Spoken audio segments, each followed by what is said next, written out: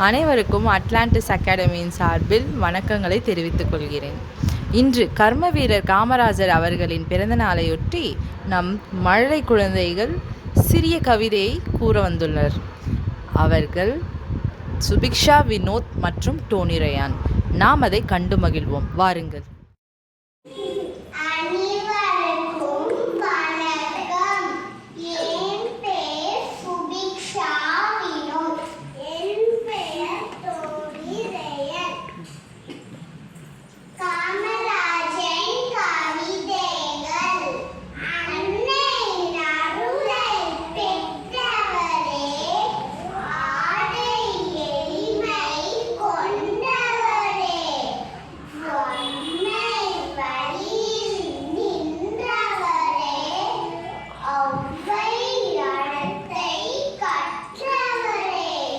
Needed